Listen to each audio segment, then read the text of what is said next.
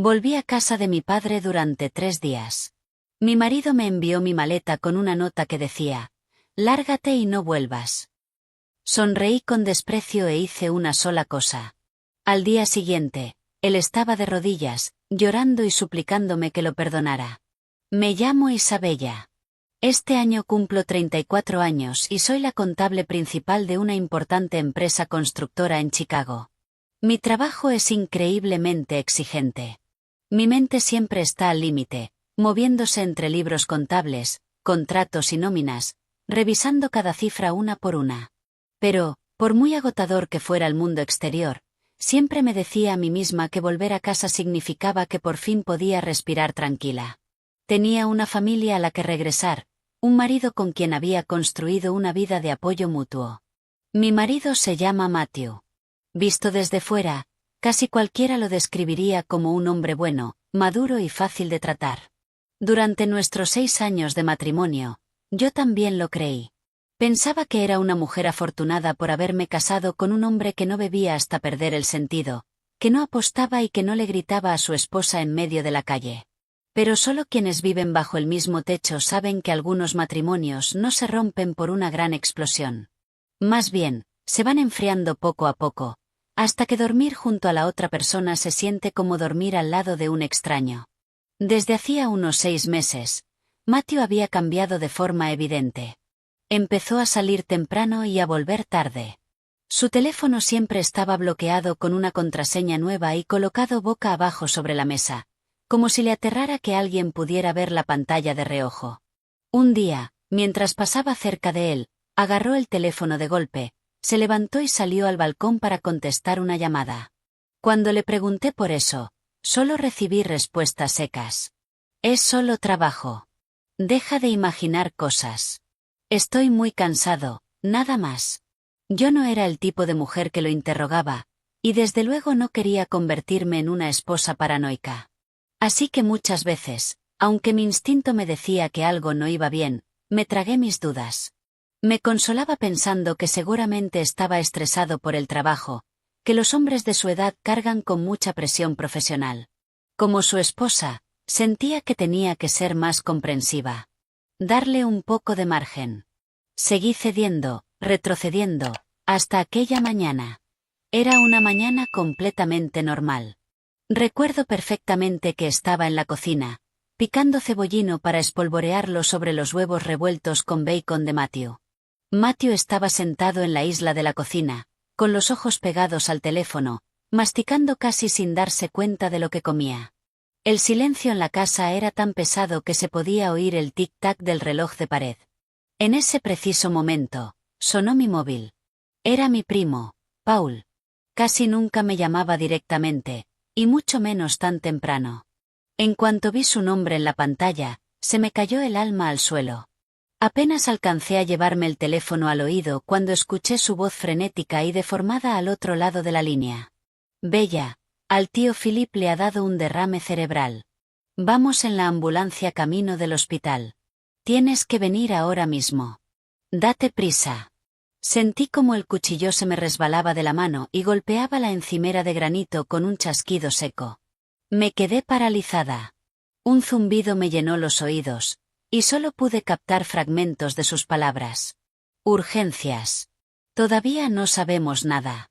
Ven rápido. Mi padre, Philip, con 63 años, había sido un hombre fuerte toda su vida.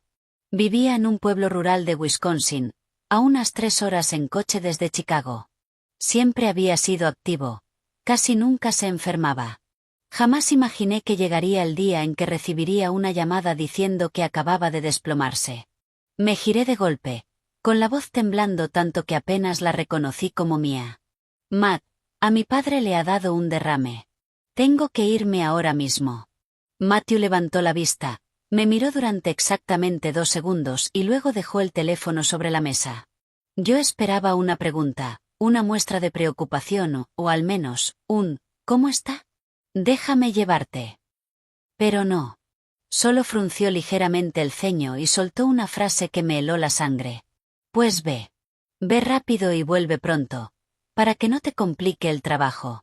Me quedé paralizada. En ese instante, No podía entender cómo el hombre que dormía a mi lado cada noche podía decir algo tan cruel mientras mi padre era llevado de urgencia al hospital. Su tono no fue fuerte ni agresivo, pero aquella indiferencia casual dolió más que cualquier grito.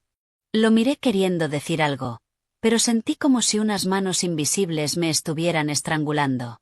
Y una vez más, me mordí la lengua. Pensé que tal vez estaba estresado por algún asunto de la empresa, que quizá los hombres procesan estas cosas de otra manera. Mi familia estaba sumida en un caos absoluto en ese momento. No quería añadir una pelea matrimonial a todo aquello. Corrí al dormitorio, me cambié de ropa, metí un par de cosas en una bolsa de viaje para pasar la noche, agarré el cargador del móvil y mi carnet de conducir. Me temblaban tanto las manos que necesité 3 intentos para cerrar la cremallera de la bolsa. Pero, de forma absurda, en medio de aquella angustia abrasadora, no olvidé mis deberes de esposa. Volví a la cocina, apagué el fuego, guardé las sobras en la nevera y le recordé a mi marido que había un recipiente grande de chili con carne en el frigorífico. Solo tenía que calentarlo en el microondas para cenar. Incluso me tomé un momento para doblar la ropa que había sacado de la secadora la noche anterior y dejarla perfectamente colocada sobre la cama. Mirando atrás ahora, me veo a mí misma como alguien patética y ridícula. Mi padre se debatía entre la vida y la muerte en una cama de hospital, y yo estaba preocupada por mantener la casa ordenada y asegurarme de que mi marido tuviera una cena caliente. Antes de irme, arrastré mi bolsa hasta la puerta principal. Matthew seguía sentado allí, con la cabeza agachada, deslizando el dedo por la pantalla de su teléfono. Dije en voz baja: voy al hospital para estar con papá unos días. Te llamaré si hay alguna novedad. Él no levantó la vista. Solo soltó un mmm, un sonido tan leve y distante que parecía que la persona que salía por la puerta no era su esposa, sino una empleada doméstica pidiendo el fin de semana libre. Me subí al coche con el corazón convertido en piedra. Durante todo el trayecto por la primera 90 hacia Wisconsin, el cielo estaba gris, las nubes colgaban bajas y el viento golpeaba las ventanillas. Apreté el volante, llamando a mi primo sin parar, suplicando noticias sobre el estado de mi padre. Pero cuanto más llamaba, más ansiosa me ponía, porque nadie podía darme nada salvo respuestas vagas para tranquilizarme. Está en la UCI. Solo tienes que llegar. Todavía no podemos decir nada con seguridad. En un semáforo en rojo, vi mi reflejo en la ventanilla y sentí un nudo formarse en mi garganta. De pronto, recordé la mirada helada de Matthew aquella mañana. Me pregunté si estaba siendo demasiado sensible. Tal vez mi miedo intenso por mi padre me hacía ver fantasmas donde no los había. Me obligué a creer que todo estaría bien, que en cuanto mi padre saliera adelante y yo volviera a casa, la vida regresaría a la normalidad. Pero la intuición de una mujer es algo extraño. Era un dolor sordo en el pecho, sin forma y sin palabras, solo una ansiedad profunda e inquietante que viajó conmigo como copiloto durante todo el trayecto. Cuando llegué al hospital, corrí hacia la unidad de cuidados intensivos. Ver a mi primo y a otros familiares esperando con rostros devastados hizo que las piernas me flaquearan. Cuando las pesadas puertas dobles se abrieron durante apenas un segundo, vi a mi padre allí tumbado, con los ojos cerrados, el cuerpo conectado a una maraña de cables y tubos. Ya no pude contenerme y rompí a llorar allí mismo, en el pasillo. Todo pensamiento sobre mi trabajo, mi casa o mi marido se desvaneció en el aire. Solo quedaba una cosa en mi mundo. A mi padre no podía pasarle nada. Me prometí que, pasara lo que pasara, me quedaría a su lado al menos 3 días, o el tiempo que hiciera falta. No tenía ni la más mínima idea de que durante esos mismos días, mientras yo me destrozaba en una sala de hospital, a mis espaldas, mi matrimonio aparentemente estable de 6 años estaba siendo desmontado fríamente, pieza por pieza, preparando un golpe que jamás olvidaría en toda mi vida. Sentada junto a la cama de mi padre, envuelta por el olor fuerte y estéril de la lejía y el antiséptico, comprendí lo impredecible que es la vida. Apenas el día anterior, mi padre me había llamado para preguntarme si iría a comer asado el domingo. Su voz había sonado fuerte y clara, preguntándome si estaba trabajando demasiado, diciéndome que me notaba cansada. Y ahora, después de una sola llamada, yacía inmóvil en una cama de la UCI. Su piel estaba pálida y gris. Me senté a su lado, sosteniendo su mano llena de venas entre las mías, mientras con la otra le ajustaba la manta o golpeaba nerviosamente el borde de la silla con los dedos, sin apartar la mirada del monitor de signos vitales. Mi madre murió cuando yo era pequeña, así que mi padre había sido padre y madre para mí. No era un hombre de palabras poéticas, pero vivió toda su vida por su niña. Cuando yo estaba en la universidad, se tomaba la molestia de enviarme paquetes con mermeladas caseras y queso cheddar fuerte de la lechería local. Cuando me casé, vació sus modestos ahorros para darme una suma de dinero. Para que tengas algo con lo que empezar, para que entres en tu nuevo hogar con la cabeza bien alta, me dijo. Verlo allí tumbado me rompió por dentro. Prácticamente no dormí aquella primera noche. Cuando las enfermeras terminaron de ajustar sus vías intravenosas, me quedé de guardia. Si un médico pasaba por delante, me levantaba de un salto para hacer preguntas. A veces, el agotamiento absoluto me vencía y apoyaba la cabeza en el borde del colchón durante 10 minutos, solo para despertarme sobresaltada al menor pitido de las máquinas. En medio de aquel huracán de ansiedad, también esperaba una llamada de mi marido. Al fin y al cabo, mi padre era su suegro, un hombre que lo había tratado como a un hijo. Pero, extrañamente, durante todo el primer día, Matthew no llamó ni una sola vez. Casi al caer la noche, la pantalla de mi teléfono por fin se iluminó con un mensaje seco. ¿Cómo está tu padre? Solo 3 palabras, ni una sola pregunta más, ni una pizca de consuelo. Leí el mensaje sintiendo una mezcla de tristeza profunda y decepción. Pero aún así me dije que probablemente estaba saturado de trabajo y lo había escrito deprisa. Le respondí con un párrafo largo, detallándole el estado de mi padre, el pronóstico del médico, los medicamentos, el mensaje que nos habían dado, y mucho más tarde apareció el visto. Después de eso, silencio absoluto. Me quedé sentada en silencio junto a la ventana del pasillo del hospital.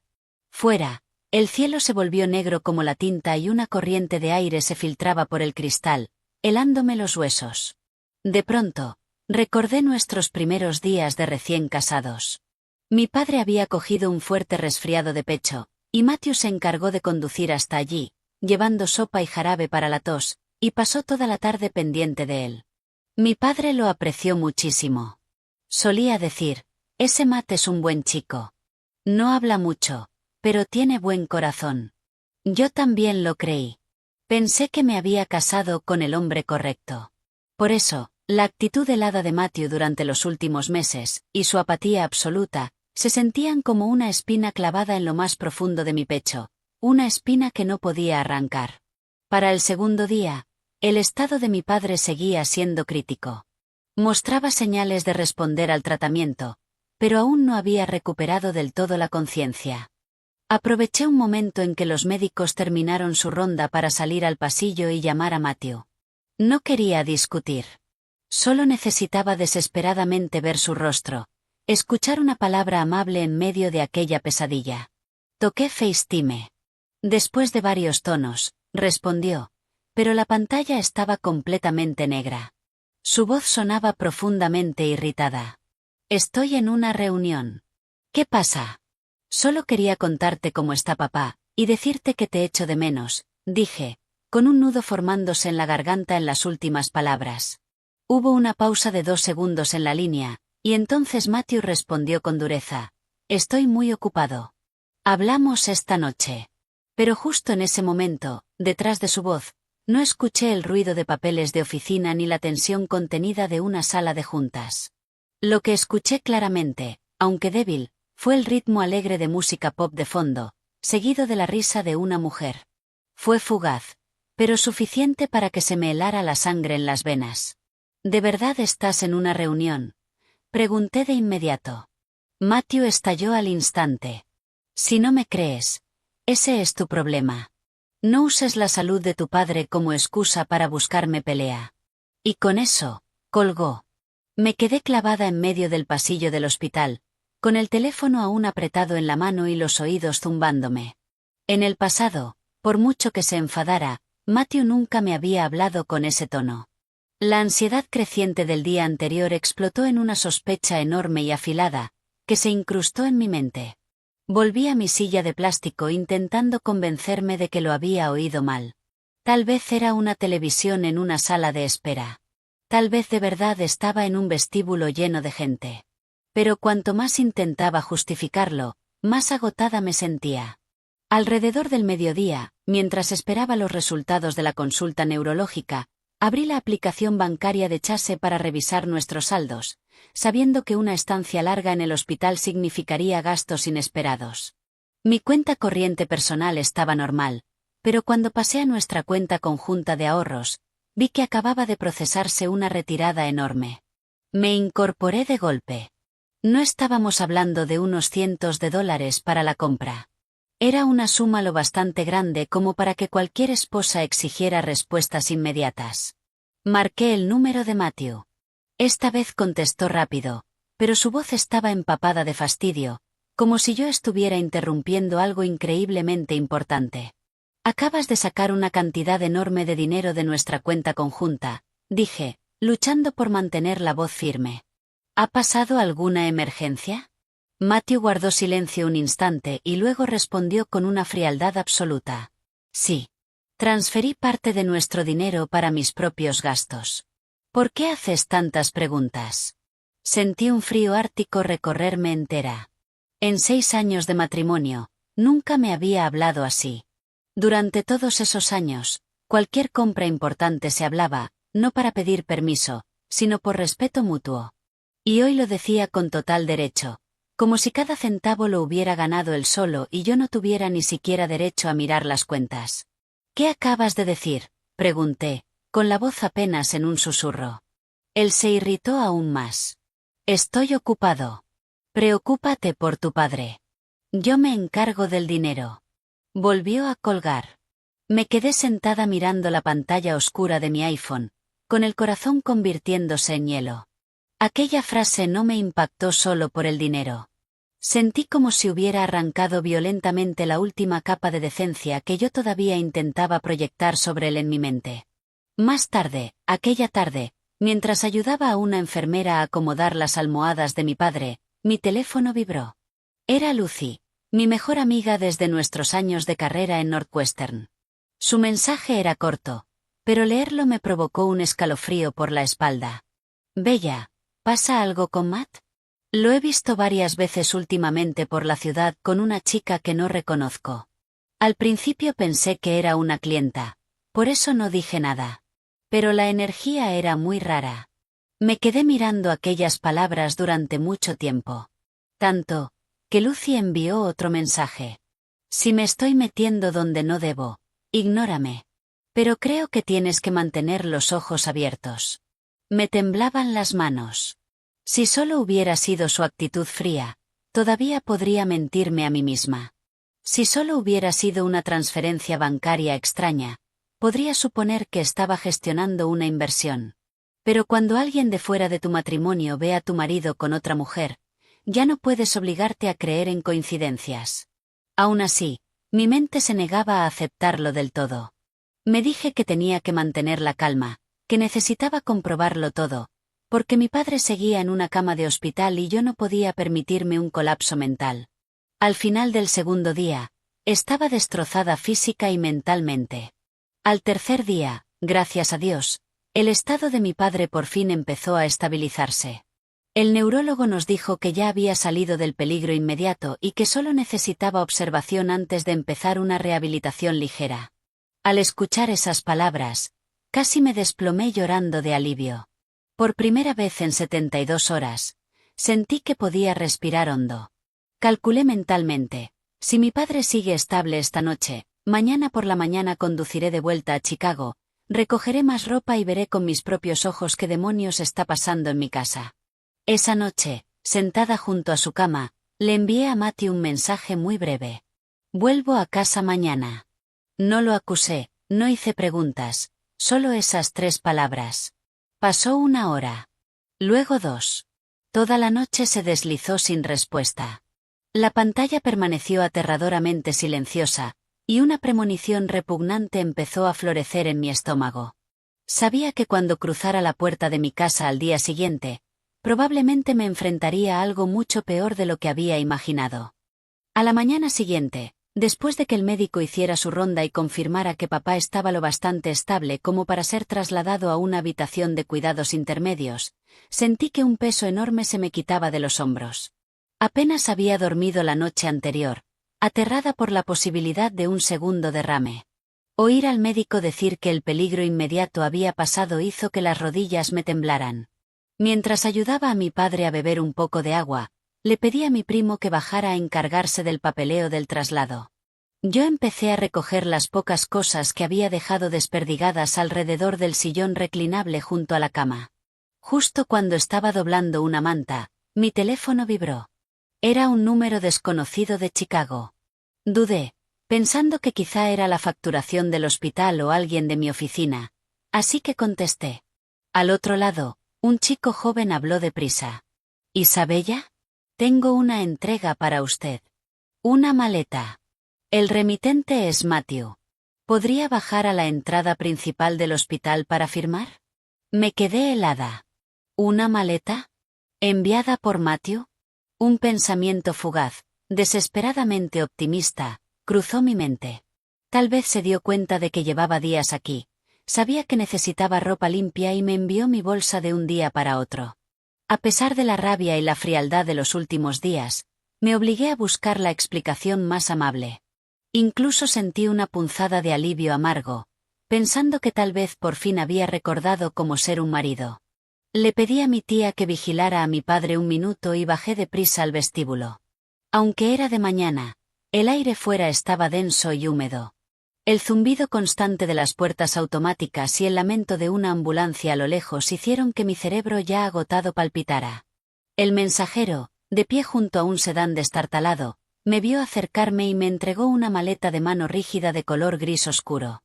Era exactamente la maleta que siempre usaba para viajes rápidos de trabajo. Al verla, se me hundió el estómago. ¿Estás seguro de que esto es para mí? ¿De verdad la envió Matthew? Pregunté, necesitando confirmarlo. El chico se rascó la cabeza y me mostró la pantalla de su teléfono. El nombre del remitente era, efectivamente, Matthew, y su número de móvil estaba allí mismo. No había error. Firmé la entrega, sintiendo una mezcla tóxica de confusión y pavor. La maleta no pesaba tanto como esperaba, pero colgaba de mi brazo de una forma incómoda y desequilibrada. No la subí directamente a la habitación. No sé por qué, pero en ese momento una sensación oscura y asfixiante me invadió, como agua helada deslizándose por mi columna. Arrastré la maleta hasta un rincón tranquilo del vestíbulo, cerca de la escalera, lejos del paso de la gente. Las duras luces fluorescentes rebotaban en el linóleo pulido, haciendo que las cremalleras metálicas de la maleta brillaran con una frialdad cegadora. Respiré hondo, me agaché y, con las manos temblorosas, abrí la cremallera. En cuanto la tapa cayó abierta, me quedé de piedra. Dentro no había unos cuantos conjuntos cuidadosamente doblados para una esposa que cuidaba de su padre enfermo. Eran todas mis pertenencias personales, metidas a la fuerza. Pijamas, blusas, vaqueros, mi lencería cara, todo enredado. Incluso la bufanda de cachemira que guardaba ordenadamente en mi cajón estaba hecha una bola. Un frasco de serum facial caro se había abierto, manchando una de mis camisas blancas de trabajo. Un pintalabios rojo había rodado hasta una esquina, y el bote de Advil de mi mesita de noche había sido arrojado dentro como basura. La forma en que estaban metidas esas cosas no era obra de alguien que enviaba una maleta con cuidado. Era obra de alguien que estaba expulsando a una persona. Me quedé completamente inmóvil, con la mente en blanco, los ojos clavados en aquel montón caótico de tela. Tardé unos segundos en darme cuenta de que, justo encima de aquel desastre, había un papel doblado por la mitad. Lo saqué. El papel estaba arrugado. La letra era irregular y agresiva.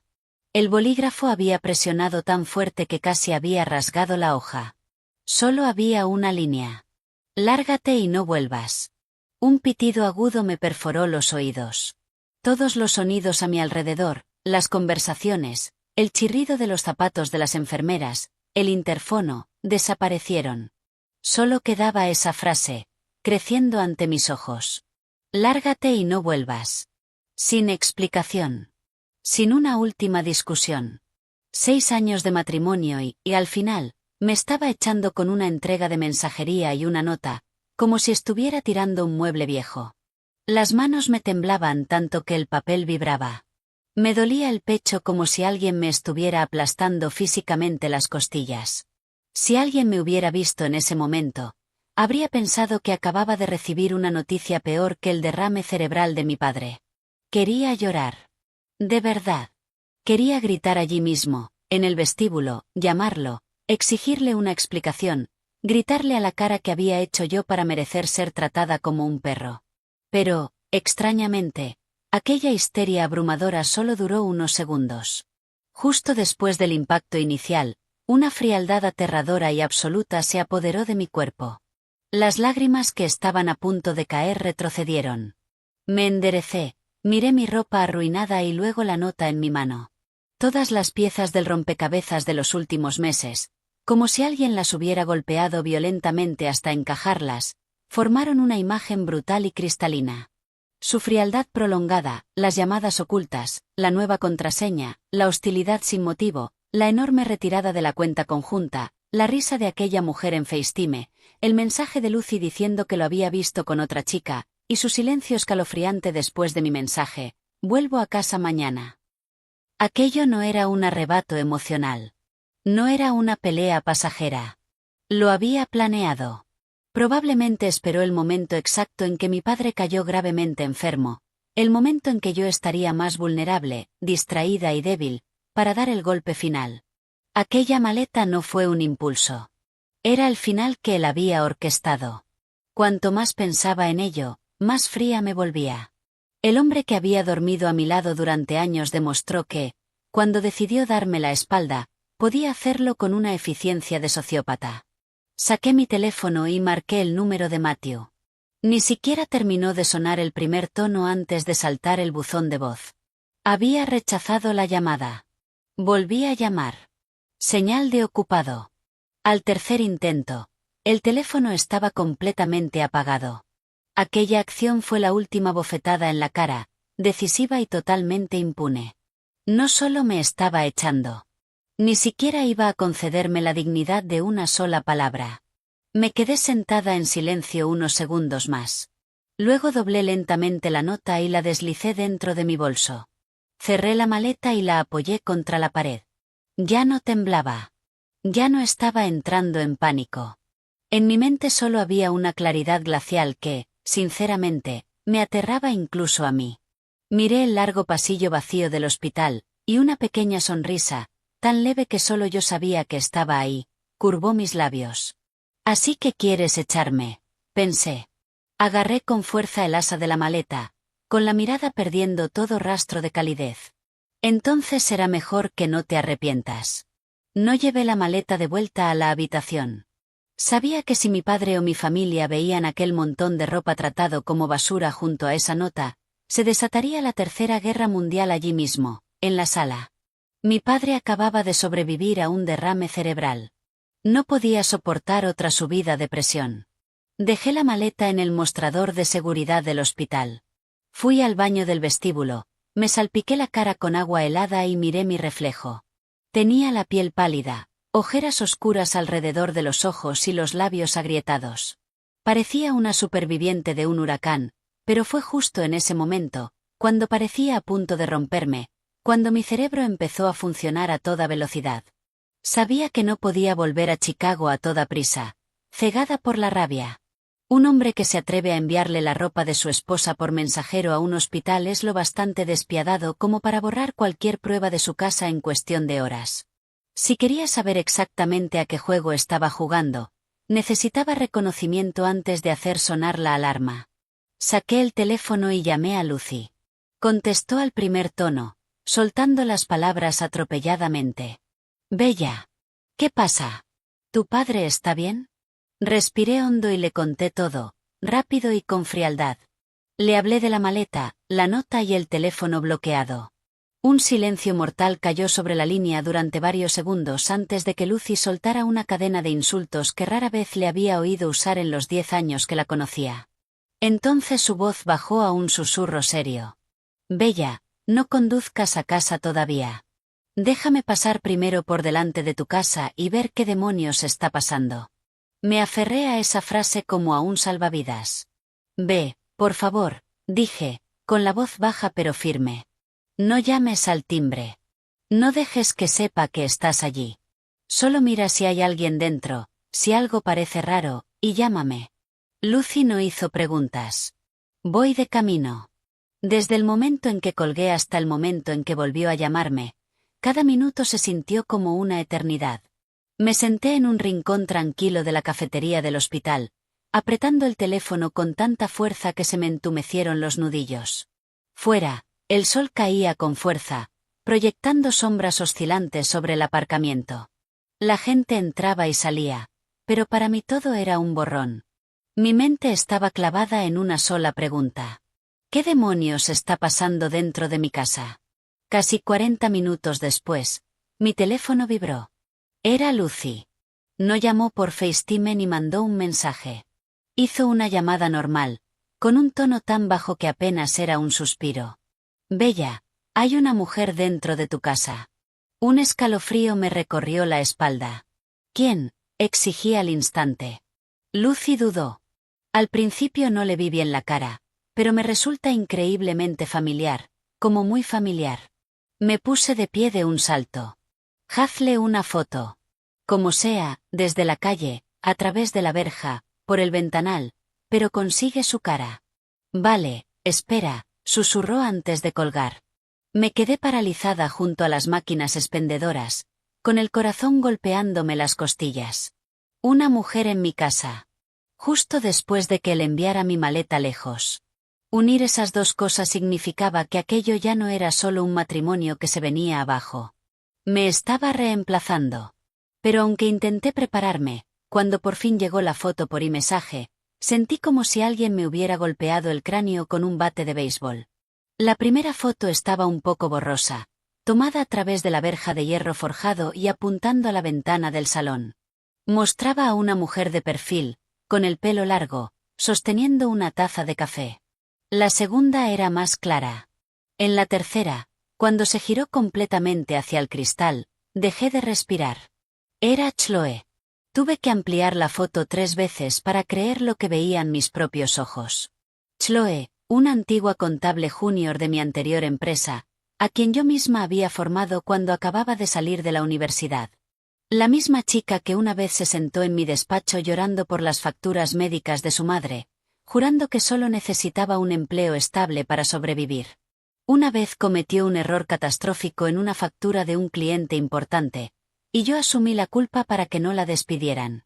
Y ahora, la mujer que estaba de pie en mi salón era ella.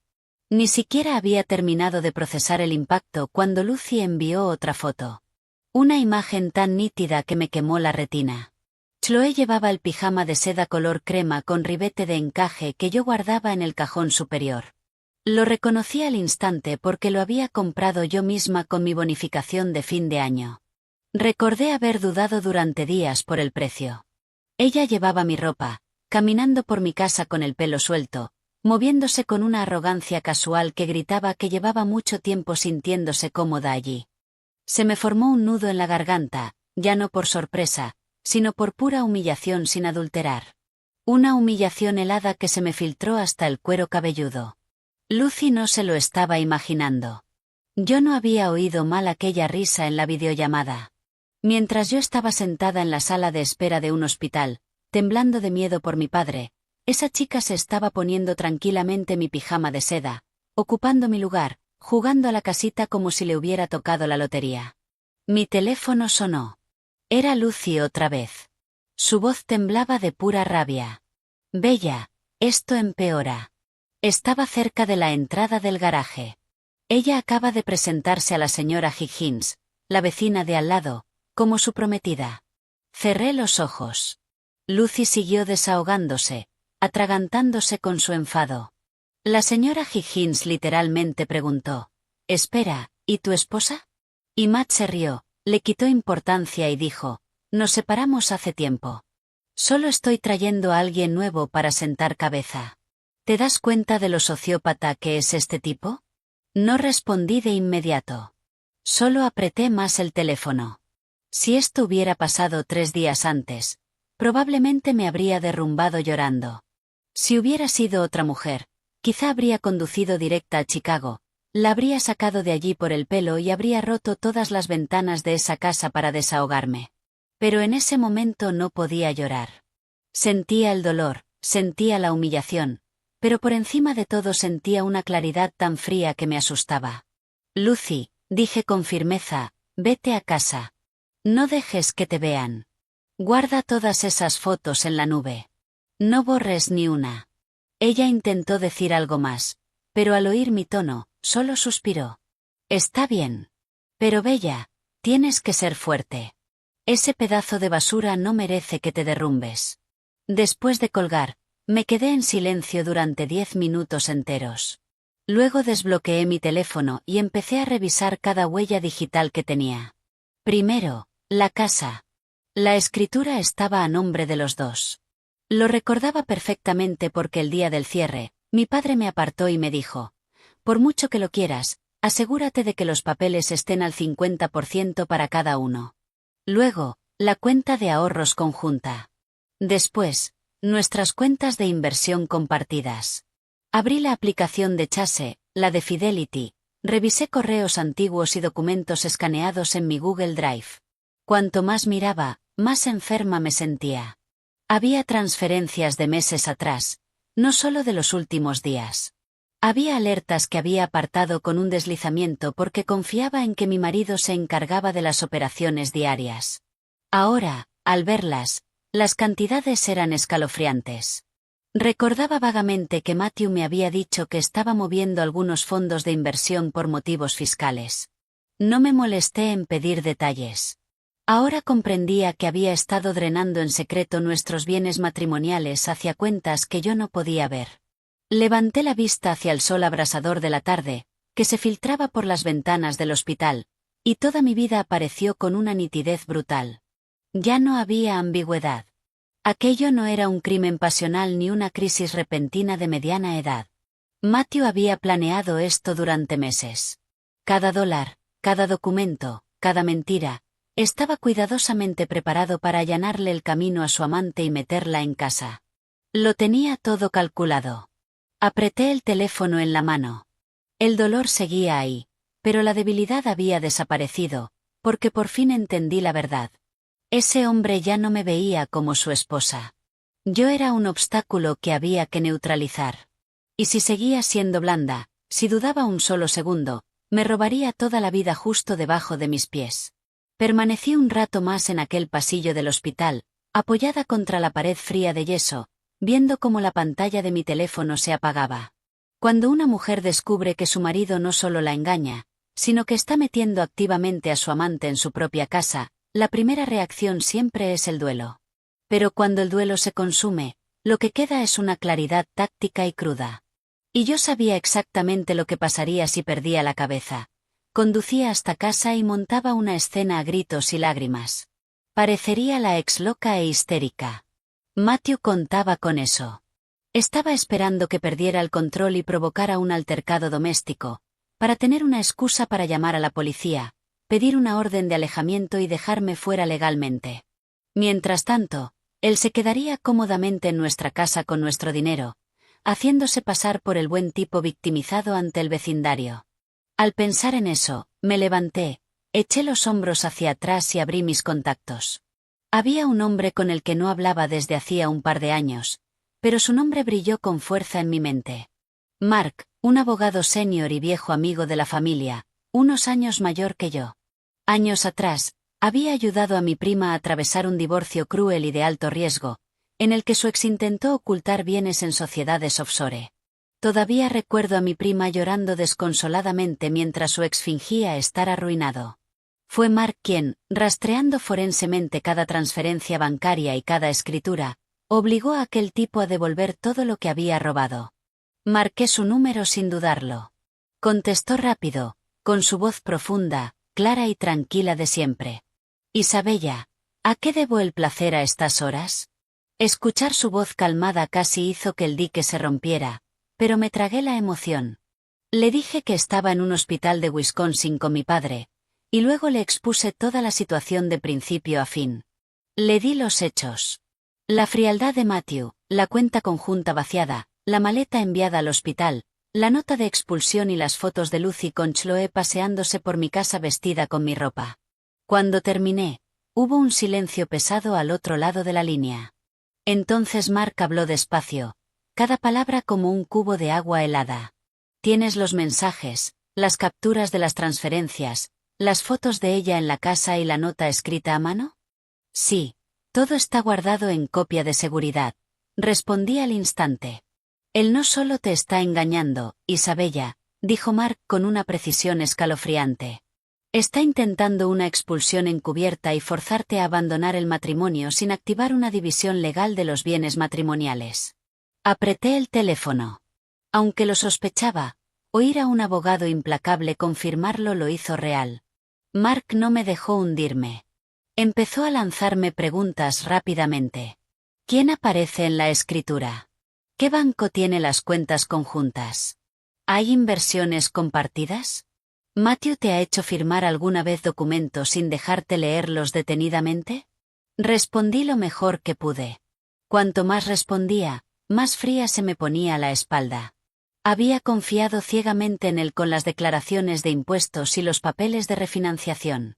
Cosas que ahora olían a premeditación. Regla número 1, ordenó Mark, no le mandes ni un solo mensaje furioso. Regla número 2, envíame por correo ahora mismo cada prueba que tengas. Regla número 3, congela inmediatamente todo aquello a lo que tengas acceso legal. ¿Cómo hago eso?, pregunté, con la respiración entrecortada. Me dio instrucciones a toda velocidad.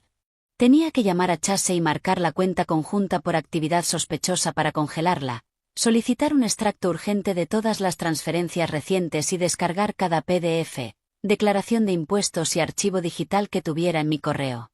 Tenía que protegerlos en una nube separada antes de que él intentara cambiar mis contraseñas. Allí mismo, en la escalera del hospital, entré en guerra. Abrí cada aplicación y se lo reenvié todo a Mark. Envié las capturas de las transferencias bancarias, las fotos de Chloe. Mirar aquellas imágenes de mi casa me revolvía físicamente el estómago, pero cuanto más enferma me sentía, más rápido trabajaba. Comprendí que no podía permitirme ser frágil. Mi padre acababa de sobrevivir al peor día de su vida. No iba a dejar que un miserable me arrastrara también por el barro. Media hora después, Mark volvió a llamar. Su tono era notablemente más sombrío. Isabella, he hecho una revisión preliminar de los registros públicos y de los documentos que me enviaste. Hay varias transferencias bancarias muy sospechosas, pero hay algo mucho, mucho peor.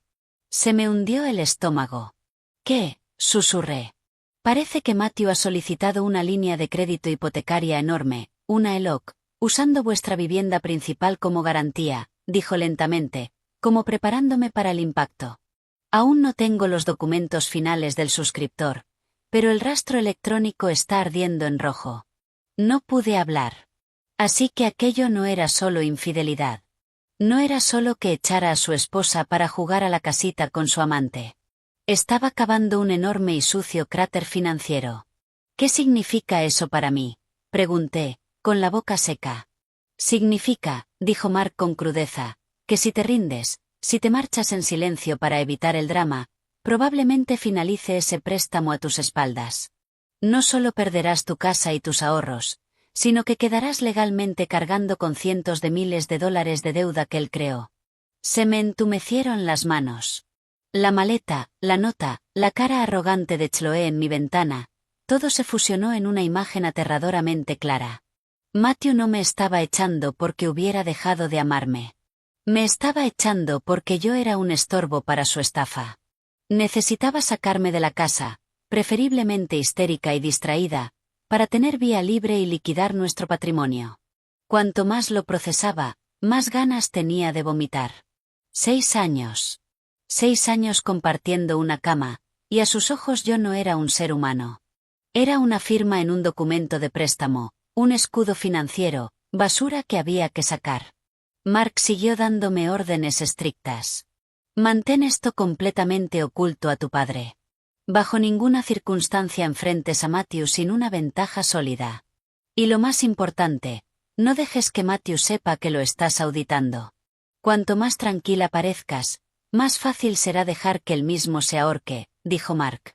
Los tipos arrogantes como él se descuidan cuando creen que eres débil.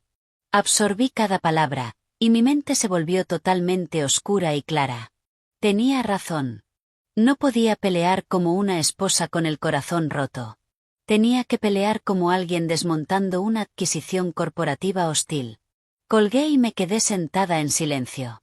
En el pasillo, las luces fluorescentes del turno de noche parpadearon, haciendo que el suelo pareciera una lámina de hielo.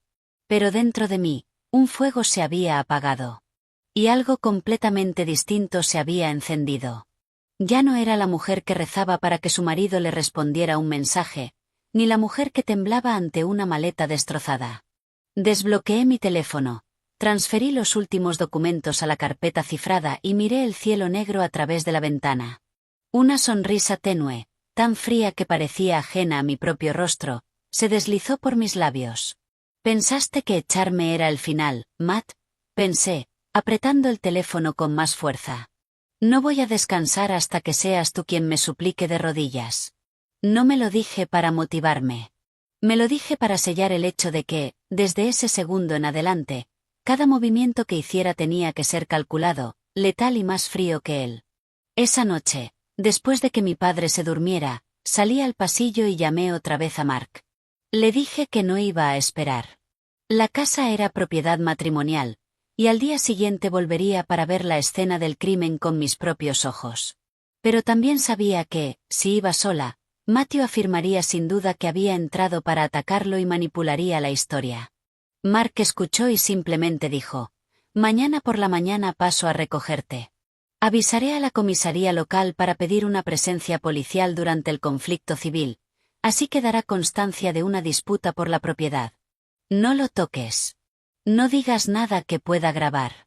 Recuerda, vas allí a recoger pruebas, no a ganar una pelea a gritos. ¿Entendido?» «Entendido», respondí, y colgué. Pasé la noche sentada junto a mi padre, pero mi mente ya no estaba atrapada en la desesperación de los días anteriores. El dolor seguía ahí, pero estaba encerrado bajo llave, dejando espacio para una concentración afilada como una navaja. A la mañana siguiente, le pedí a mi primo y a mi tía que se encargaran de cuidar a papá durante el día. Mi padre seguía débil, pero al verme cambiarme y ponerme una americana elegante con pantalones de vestir, preguntó suavemente: «¿A dónde vas, cariño?». Me incliné y le ajusté la manta, manteniendo la voz perfectamente firme. «Tengo que volver un momento a Chicago para recoger unos papeles y ropa adecuada, papá. Volveré esta noche». Asintió débilmente. Me di la vuelta rápido, porque si me quedaba un segundo más, habría visto el asesinato absoluto en mis ojos. Mark llegó puntual. Conducía un Audi negro y elegante, vestido con un impecable traje gris carbón, desprendiendo un aura de calma intocable. Durante el trayecto desde Wisconsin, repitió las reglas. Nada de violencia, nada de amenazas, y no reveles la mano que tenemos. Sentada en el asiento del copiloto, viendo pasar los carteles familiares de las salidas hacia los suburbios de Chicago, todo se sentía extrañamente ajeno. Había conducido esa ruta cientos de veces, y aún así, aquel día sentía que entraba en territorio enemigo. Cuando el coche giró hacia mi calle arbolada, lo primero que noté fue la puerta principal.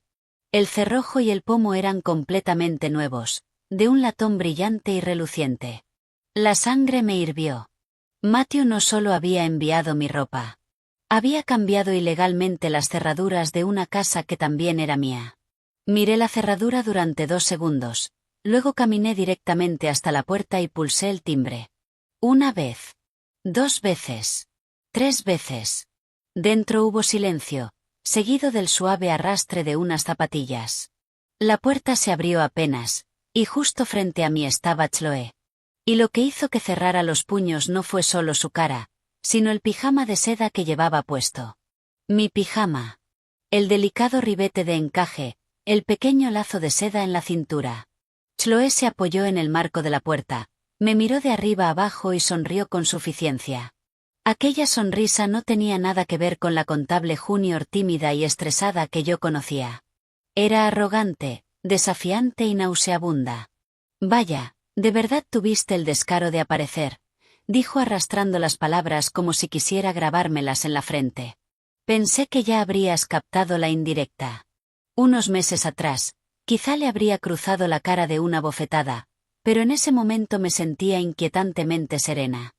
La miré directamente a los ojos, sin parpadear, y hablé con una voz como nitrógeno líquido. Esta es mi casa. Tú solo eres la basura que se coló por la puerta trasera.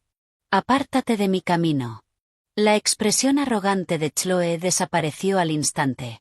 Antes de que pudiera responder, unos pasos pesados resonaron desde el pasillo. Matthew apareció. Llevaba pantalones de chándal y una camiseta gris. Tenía el pelo revuelto, como si acabara de levantarse de mi cama. Pero lo que me dio asco no fue su aspecto, sino sus ojos. Ya no quedaba ni rastro del chico bueno. Me miró con un desprecio descarado, curvando los labios en una mueca burlona. Ya te di tus cosas. Lárgate de aquí. ¿Por qué has vuelto?, exigió. Antes de que yo pudiera hablar, Mark se adelantó a mi lado. Abrió su maletín de cuero, sacó una copia de la escritura de la propiedad y habló con una autoridad alta y absoluta. Señor Matthew Last Name, esta propiedad es un bien matrimonial de titularidad conjunta que pertenece legalmente a usted y a su esposa. El hecho de que haya cambiado unilateralmente las cerraduras y esté negando la entrada a la copropietaria constituye un cierre ilegal. Ya hemos notificado a la comisaría local sobre una disputa civil. Hágase a un lado y permítanos entrar de inmediato. Al oír la palabra policía, los ojos de Matthew se movieron nerviosamente. Fue solo una microexpresión, pero vi el pánico.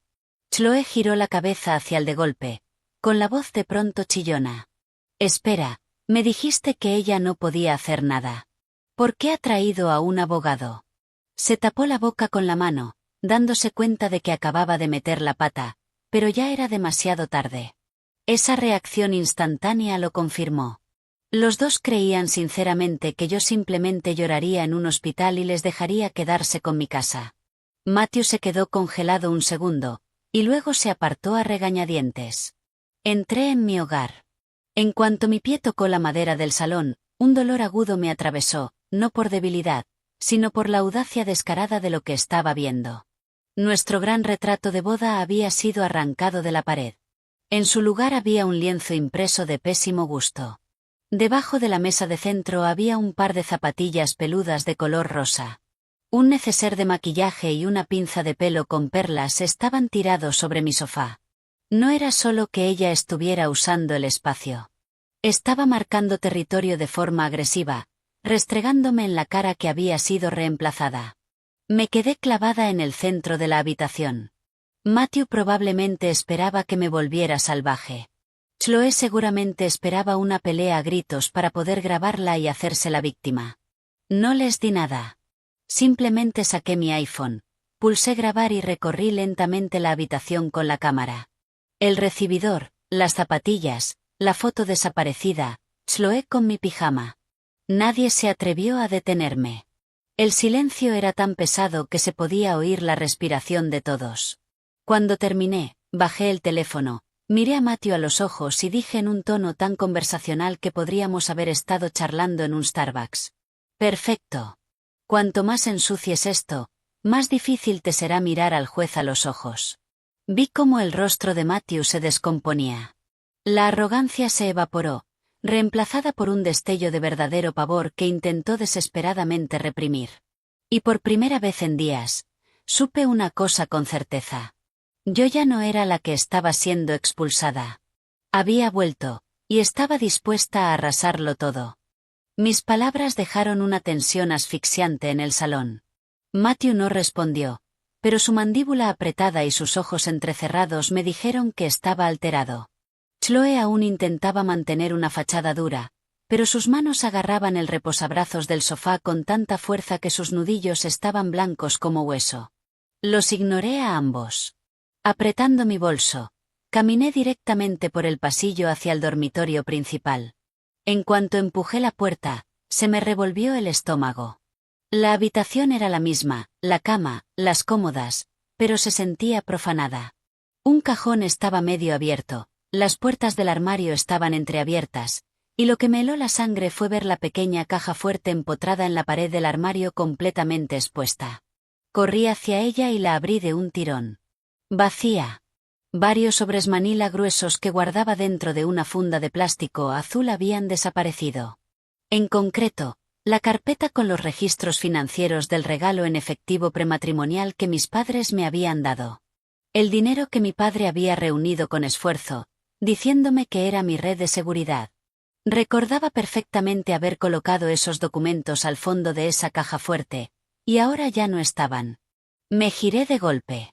Matthew me había seguido hasta la puerta, mientras Chloe se quedaba nerviosa detrás de él.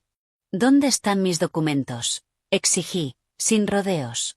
Matthew se encogió de hombros, fingiendo ignorancia con una sonrisa tan provocadora que necesité toda mi fuerza para quedarme quieta.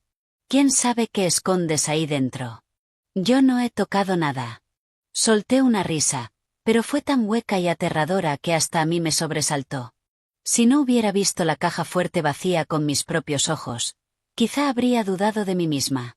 Mark entró en la habitación, evaluó la caja fuerte abierta y preguntó en voz baja, ¿tienes copias digitales de esos documentos concretos? Asentí. Por puro reflejo, abrí el teléfono para comprobar mi nube segura. Y en esa fracción exacta de segundo, una notificación automática de Chase cayó desde la parte superior de mi pantalla. Solo unas pocas líneas de texto, pero cada palabra me golpeó como un mazo. Alerta. Su firma electrónica se ha aplicado correctamente al documento de originación de préstamo con #774B. Su solicitud de línea de crédito con garantía hipotecaria avanza a la revisión final. Dejé de respirar. Por una fracción de segundo pensé que estaba alucinando, pero no. Abrí el correo. Era una confirmación oficial de que un préstamo enorme, garantizado con la casa en la que yo estaba de pie, seguía adelante. Mi marido no solo me estaba engañando. No solo me estaba dejando fuera y jugando a la casita con su amante.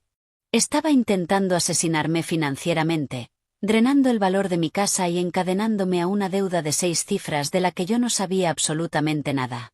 Empujé el teléfono hacia las manos de Mark. Él amplió la pantalla, sus ojos recorrieron el texto con rapidez, y me dijo que le reenviara de inmediato el paquete de PDF adjunto.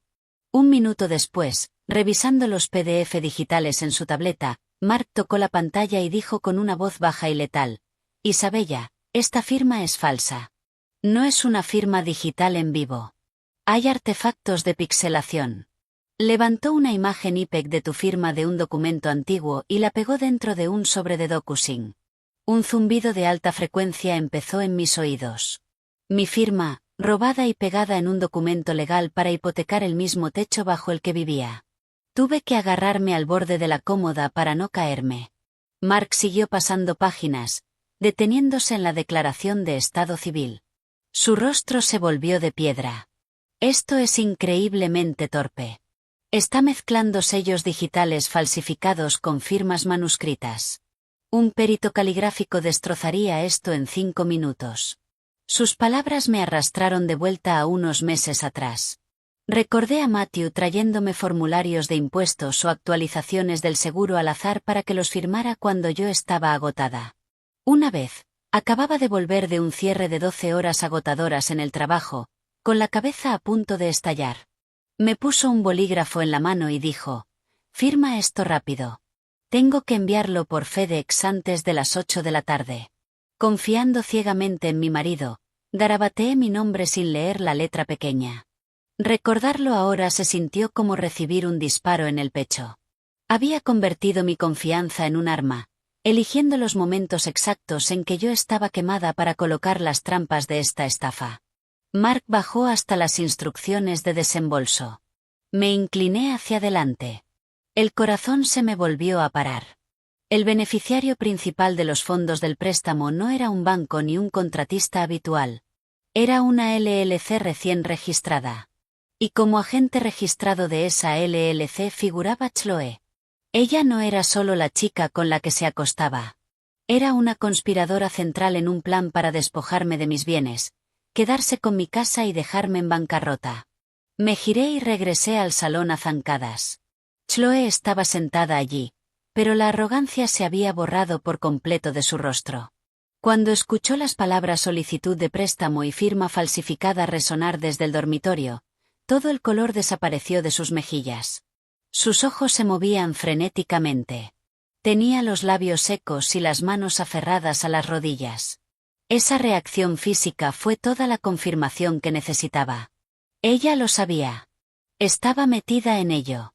No era una veinteañera ingenua manipulada por un hombre casado mayor que ella. Era una cómplice activa, caminando de la mano con él por el barro. Me planté justo delante de ellos. No grité, pero cada palabra cayó como un ladrillo. Vosotros dos no solo estáis teniendo una aventura. Estáis cometiendo fraude electrónico grave. Chloe intentó tartamudear una defensa, pero antes de que pudiera, Matthew explotó. Golpeó la pared con la mano, un golpe sordo y violento. Las venas de su cuello se hincharon y sus ojos se desorbitaron, la mirada de un animal acorralado cuyo secreto más oscuro acababa de quedar expuesto. ¿Y qué? Rugió. ¿Qué demonios crees que vas a hacer? ¿Crees que volver aquí significa que has ganado? Para mí, no has sido más que un cajero automático durante años. Esa frase fue un golpe físico en el esternón. Pensé que me había vuelto completamente insensible, que estaba preparada, pero oír al hombre al que llamaba mi marido admitir en voz alta que yo no era más que una máquina de dinero abrió un agujero en mí. 6 años. 6 años pagando la hipoteca, cocinando, construyendo confianza, intentando formar una vida. Y para él, yo solo era una nómina corporativa que explotar. Pero en ese exacto segundo, la última gota microscópica de amor que sentía por Matthew se evaporó en la nada. Lo miré fijamente. Sin lágrimas, sin gritos, sin temblores. Lo miré como se mira a un cadáver. Acabas de cavar tu propia tumba, Matt, dije, con la voz más lenta y fría que el hielo. Esta vez, se quedó completamente callado. Y supe que el juego había cambiado para siempre. Esto ya no era un divorcio complicado. Era una demolición, y él acababa de entregarme la dinamita.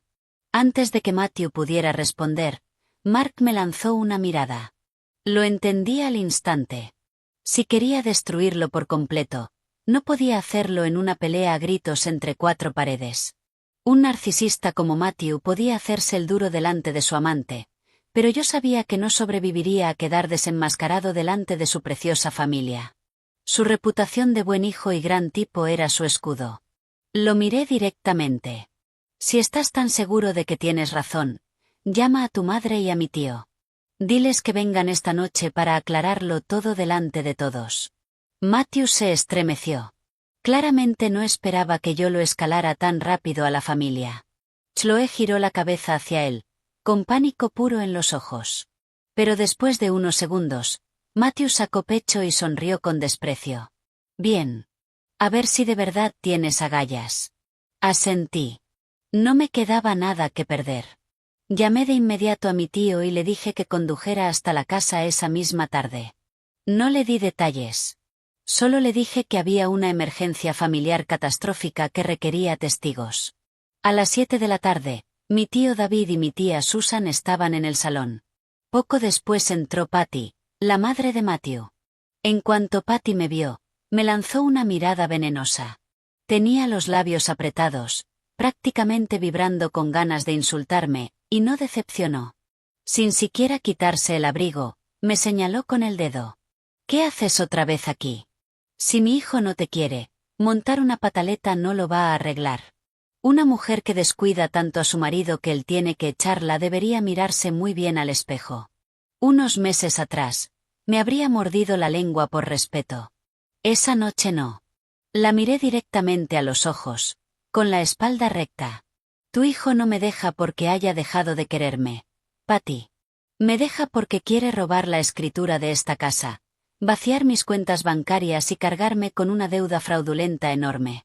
Mis palabras cayeron como una granada en el salón. El aire desapareció. Mi tío se quedó congelado a medio sentarse. Mi tía me miró en shock y luego giró la cabeza hacia Matthew. Matthew reaccionó con rapidez ensayada, interrumpiendo con un tono herido tan falso que daba náuseas. No la escuches, mamá. Está delirando. Me abandonó. Lo único que le importa es su empresa de contabilidad y su padre. He sufrido en silencio durante años. Y ahora que por fin quiero irme, intenta arruinarme. Incluso soltó un suspiro pesado, frotándose la cara como un hombre roto. Una esposa que nunca cocina, nunca limpia y ni siquiera puede darme un hijo. ¿Cómo se supone que voy a vivir así? Las manos se me volvieron de hielo. Sabía que era una serpiente, pero jamás imaginé que fuera lo bastante depravado como para usar nuestros problemas de fertilidad, un dolor profundamente privado, para manipular a su madre contra mí. Mi padre estaba en una cama de hospital, y él estaba usando mi vientre vacío como estrategia de relaciones públicas. Mi tía, furiosa, se levantó para defenderme, pero Chloe se le adelantó. Se colocó junto a Matthew, con la voz empapada de una compasión falsa y repugnante. Isabella, cuando el amor muere, tienes que aprender a soltar. Si sigues comportándote como una loca, solo estás quedando mal. Una mujer de verdad sabe cuándo irse con dignidad. Me giré para mirarla, y me reí. No fue una risita. Fue una carcajada fuerte, afilada y escalofriante que hizo que incluso mi tío diera un paso atrás. Saqué mi teléfono y envié por AirDrop una carpeta al televisor inteligente del salón. Creo que es mejor que esta noche dejemos hablar a las pruebas. Pulsé reproducir en el audio que había grabado en secreto aquella misma tarde. La voz de Matthew estalló por la barra de sonido, clara como el cristal. Para mí, no ha sido más que un cajero automático durante años. La habitación quedó muerta. Matthew parecía alguien a quien le habían arrancado el aire de los pulmones de un puñetazo. El color se le fue de la cara, pero no le di ni un segundo para respirar. Pasé a la siguiente diapositiva, capturas en alta resolución de las enormes transferencias desde nuestra cuenta conjunta. Siguiente diapositiva, la solicitud de ELOC que mostraba mi firma falsificada y pixelada. Siguiente diapositiva, las fotos de Lucy con Chloe descansando tranquilamente en mi casa, usando mi pijama caro, días antes de que me echaran oficialmente. Narré cada diapositiva como si estuviera dando una presentación corporativa. Estos son los $80.000 que drenó de nuestros ahorros. Esta es la firma falsificada que usó para solicitar un préstamo de $200.000 contra esta casa. Esta es una foto de su amante viviendo gratis en mi hogar mientras mi padre estaba en la UCI. Patty, que había entrado con la cabeza alta, lista para defender a su niño de oro, empezó a temblar. Sus ojos iban de mí al televisor y luego a Matthew. Sabía que era una suegra tóxica que probablemente aprobaba que le encontrara una chica nueva que pudiera darle hijos, pero también sabía que no tenía ni idea de que estaba cometiendo fraude bancario federal. Miré a Patty, luego a Matthew, con mi voz resonando contra las paredes. Engañarme te convierte en basura, pero falsificar una firma, hipotecar bienes matrimoniales e intentar endosarle a tu esposa una deuda de $250.000, eso se llama delito grave. En cuanto dije la palabra delito grave, Matthew estalló. Se abalanzó sobre la mesa de centro intentando arrancarme el teléfono de las manos, pero Mark se movió con una rapidez increíble, colocándose directamente entre nosotros. Señor Last Name, dijo Mark, con una voz baja y peligrosa. Si la toca, o si intenta destruir pruebas en mi presencia, saldrá de esta casa esposado. Siéntese. Matthew se quedó congelado, con el rostro morado de rabia y humillación. A su lado, Chloe perdió por completo la compostura. Su falsa dulzura se hizo añicos. Se giró hacia Matthew, con la voz quebrada por el pánico absoluto. Matt, me dijiste que una vez que ella firmara los papeles del divorcio, el dinero quedaría libre. ¿Por qué hay aquí un abogado con documentos de fraude? La temperatura de la habitación cayó bajo cero. Mi tío golpeó la mesita auxiliar con la mano. Mi tía soltó un jadeo, y yo simplemente miré el rostro pálido y aterrorizado de Chloe. Tú solita acabas de ofrecerte como testigo estrella, pensé. Matthew miró a Chloe, con los ojos desorbitados como si quisiera estrangularla, pero el daño ya estaba hecho. Aquella explosión espontánea valía más que 100 de sus mentiras. Bloqueé el teléfono con calma y lo guardé en el bolsillo. Mi corazón ya no latía desbocado. El salón ya no era su escenario. Allí mismo, en la casa que creían haberme robado, sus máscaras habían sido arrancadas. Y yo sabía que aquello era solo el aperitivo. Después del colapso absoluto en el salón, supuse que Matthew seguiría gritando, negándolo todo, intentando salvar su ego. Pero no. Se quedó completamente en silencio. Y ese silencio no me tranquilizó. Me puso en máxima alerta. Un narcisista nunca se rinde quedándose callado. Cuanto más silencioso estaba, más sabía yo que estaba tramando algo más sucio y desesperado. No me equivoqué. A la mañana siguiente, mientras regresaba a la sala del hospital en Wisconsin, mi teléfono empezó a vibrar sin parar. No eran llamadas. Eran largos párrafos de mensajes de Matthew. El tono era radicalmente distinto, suave, suplicante y tan engañosamente conciliador que me dio arcadas. Bella, por favor. No hagamos esto más grande de lo que es. Me equivoqué emocionalmente, pero lo del préstamo es un enorme malentendido. Somos marido y mujer. Podemos arreglar esto en privado. Por favor. Leí el mensaje y solté una mueca de desprecio. A esas alturas, tener la absoluta desfachatez de llamar malentendido a falsificar mi firma y meter a su amante en mi casa demostraba que su delirio no tenía límites. No respondí. Hice capturas de los mensajes, se los envié por correo a Mark y los guardé en mi carpeta de pruebas. A partir de ese momento, sus palabras ya no eran disculpas de un marido. Eran la huella digital de un sospechoso buscando una salida. Pero aquella fue solo su primera jugada. Al mediodía, mi mejor amiga Lucy me llamó, sonando frenética. Bella, es un desastre en la oficina. Está corriendo un rumor por el departamento de contabilidad de que tú fuiste la infiel, que Matthew te descubrió, te echó y ahora intentas extorsionarlo por su dinero. Me hirvió la sangre. Era tan vil. Él sabía que no podía vencer el rastro documental, así que decidió destruir mi reputación. Si todos creían que yo era una esposa infiel y desequilibrada, mi credibilidad quedaría destrozada. Lucy bajó la voz, sonando enferma. Y eso ni siquiera es lo peor. Alguien envió de forma anónima a Recursos Humanos fotos manipuladas de ti. A simple vista, parece que estás besándote agresivamente con un hombre en un coche. Las miré de cerca, la iluminación del cuello no encaja para nada. Definitivamente están hechas con Photoshop, pero Recursos Humanos está entrando en pánico. Me quedé inmóvil en medio de la cafetería del hospital. Si Lucy no me hubiera avisado, si los directores de Recursos Humanos no fueran expertos en tecnología, esas fotos por sí solas podrían haberme costado mi carrera, mis ingresos y mi dignidad. Me apoyé contra una máquina expendedora, obligándome a respirar hondo, con el aire faltándome. Matthew ya no estaba atacando mis emociones. Estaba atacando mi supervivencia. Quería que me despidieran y me quedara sin dinero, para que me viera obligada a volver arrastrándome y aceptar cualquier acuerdo que él ofreciera. Y los golpes siguieron llegando. Más tarde, aquella tarde, una enfermera jefe con la que había hecho cierta amistad me llevó a un rincón vacío. Isabella, tengo que decirte algo. Esta mañana, una pareja muy extraña se acercó al mostrador preguntando por el historial médico de tu padre. Dijeron que eran familia del yerno y empezaron a hacer preguntas muy concretas sobre su seguro médico, sus pólizas de vida y quién exactamente lo estaba visitando. Las manos se me volvieron de hielo. ¿Quiénes eran? La enfermera negó con la cabeza. Un hombre y una mujer, bien vestidos, hablando muy bajito. Por suerte, el médico responsable puso un bloqueo estricto en el historial, solo familiares de sangre. Así que no consiguieron nada. Me quedé paralizada. Matthew estaba enviando gente para espiar a mi padre en la UCI. Estaba buscando puntos de presión.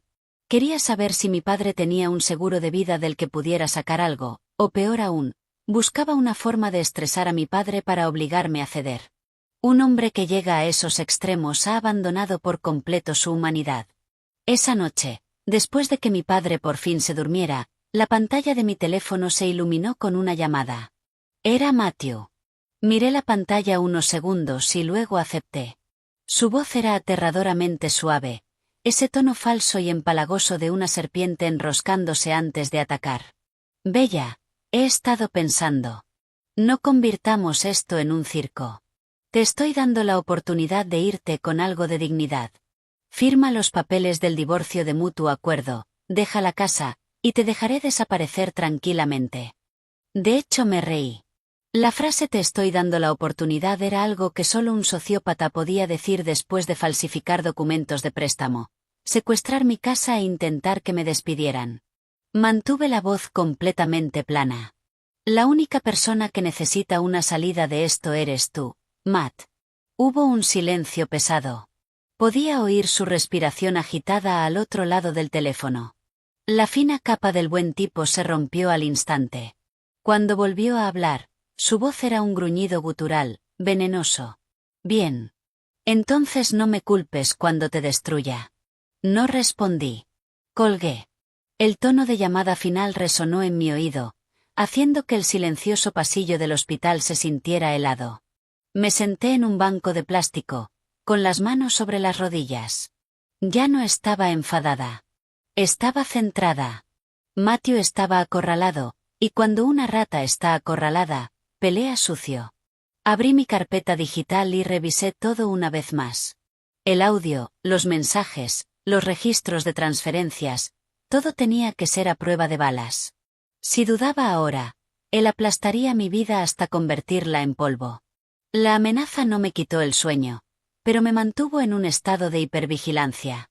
A la mañana siguiente, mientras salía a comprar café, sonó mi teléfono. No era Matthew. Era una representante de Chase Bank. Con un tono educado y profesional, la suscriptora me preguntó si podía confirmar una hora para acudir ese día a una sucursal y completar el último paso de verificación de identidad para el préstamo con garantía hipotecaria. Me quedé helada. ¿Qué préstamo? La empleada leyó la dirección de mi casa, el número de solicitud, y señaló que el solicitante principal, Matthew, había pedido un desembolso urgente por una emergencia médica familiar repentina. Se me heló la sangre. Tal como Mark había predicho, Matthew estaba intentando sacar el dinero deprisa antes de que yo pudiera bloquearlo legalmente. No le dije mucho a la representante del banco, solo que necesitaba verificar algunos detalles de agenda y que volvería a llamar. De inmediato marqué a Mark. Está increíblemente desesperado, dijo Mark rápidamente.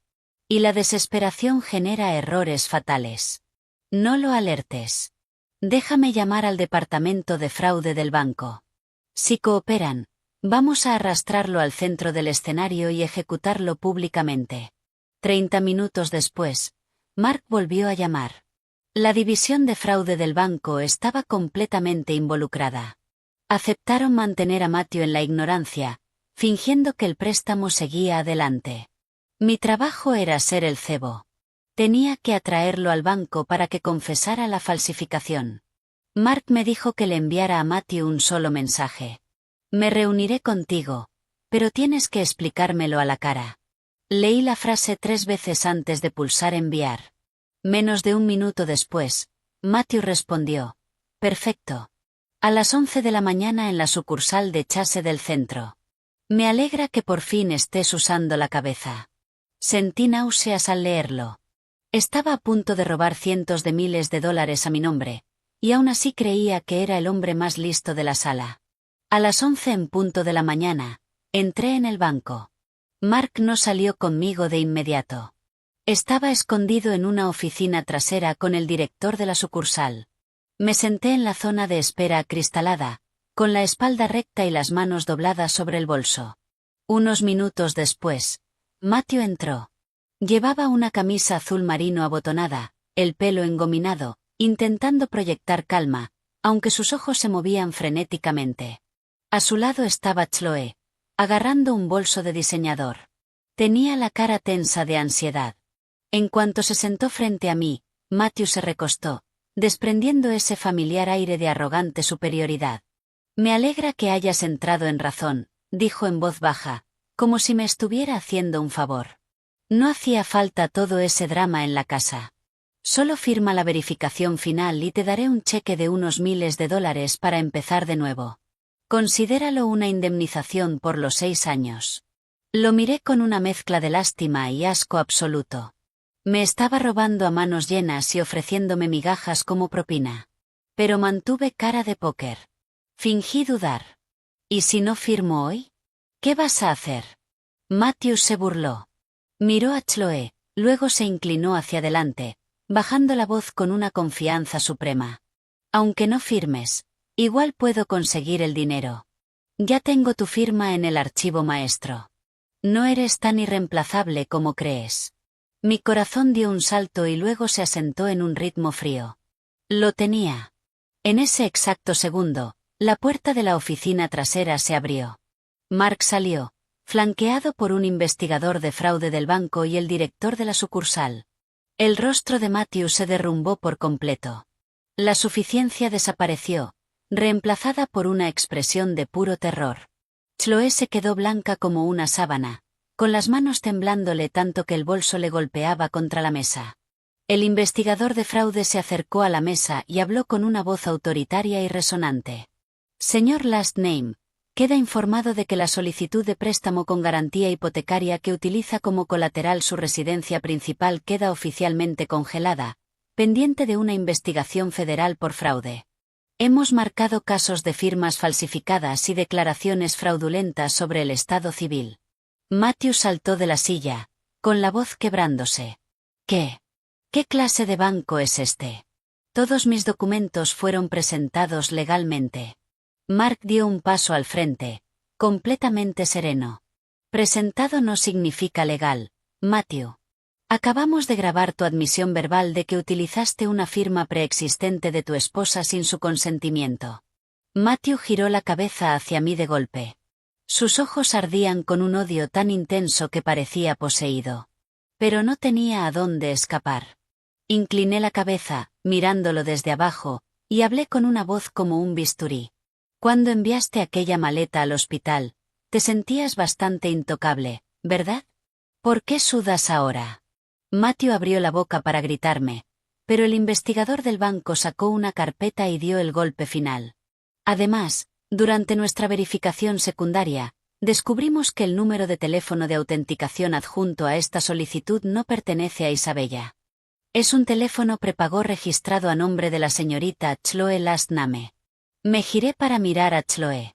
Parecía que estaba a punto de desmayarse. No, balbuceó. Eso es un error.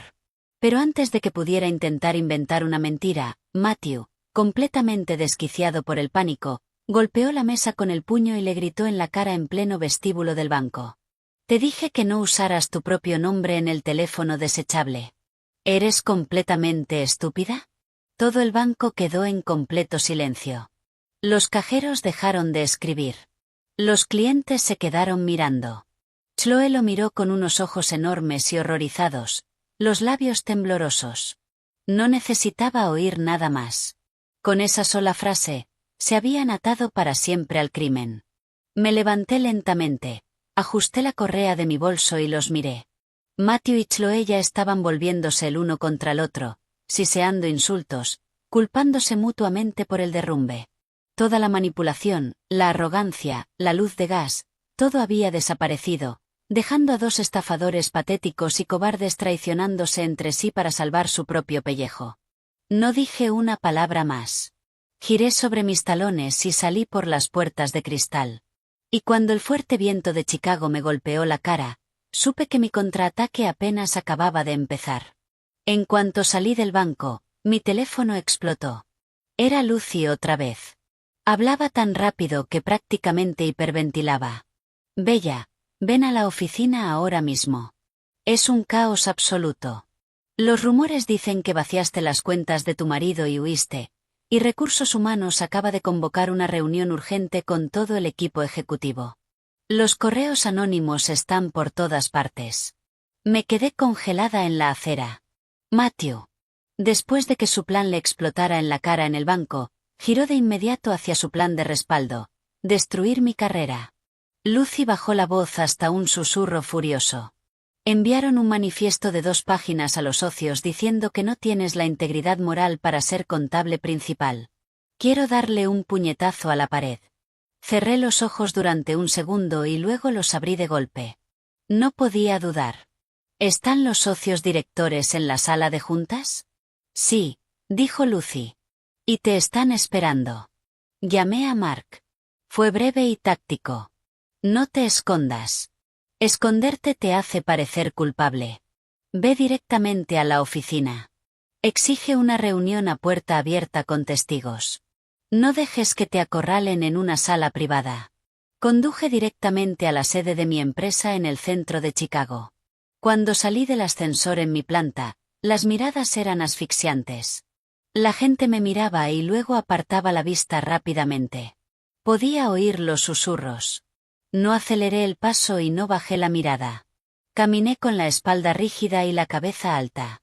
Si muestras una sola pizca de vergüenza, la gente asume que los rumores son ciertos.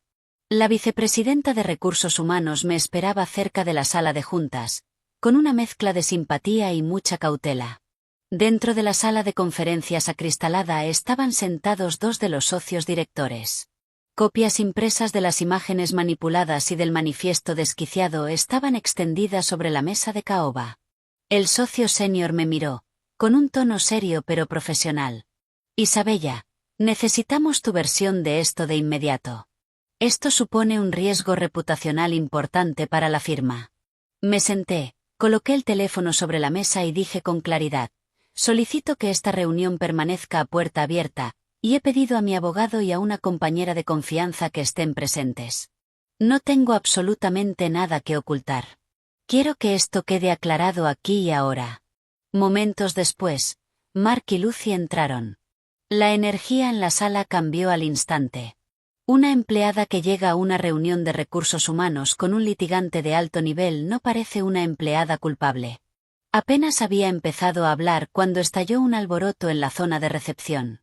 La recepcionista corrió hacia la puerta de cristal, con aspecto de pánico. Isabella, tu marido está en el vestíbulo. Miré a Mark, que hizo una sola inclinación seca de cabeza. Lo entendí de inmediato. Matthew no solo había enviado correos. Había venido a montar una actuación en directo delante de mis jefes, interpretando al marido devastado y engañado para sellar mi destino. Me levanté y hablé con la recepcionista. Déjalo ahí. No llames a seguridad para que lo eche. Voy a salir. Caminé hasta el vestíbulo principal. Matthew estaba de pie justo en el centro, donde todo el mundo podía verlo.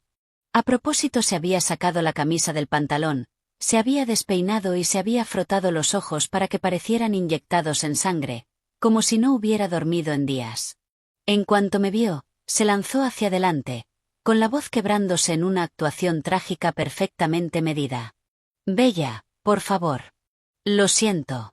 Sé que metí la pata, pero por favor, no me empujes al límite. Te daré el dinero que quieras, solo vuelve a casa. Toda la planta de la oficina quedó en silencio. Decenas de empleados asomaban desde los cubículos. Una mujer más débil quizá habría gritado o intentado arrastrarlo fuera. Yo no me acerqué a él. Me detuve a 1,5 metros de distancia y pregunté, con una voz tan plana que rebotó contra el suelo de mármol: dices que te estoy empujando al límite. ¿Quieres repetir eso delante de los investigadores federales de fraude bancario? Matthew se quedó congelado. Vi el fallo en su cerebro. Pero un segundo después, redobló la actuación. No me amenaces con abogados. Estamos casados. No tienes que arruinarme solo para humillarme. No discutí. Saqué mi teléfono, subí el volumen al máximo y reproduje el audio del banco. La voz de Matthew resonó por el vestíbulo corporativo, fuerte y arrogante.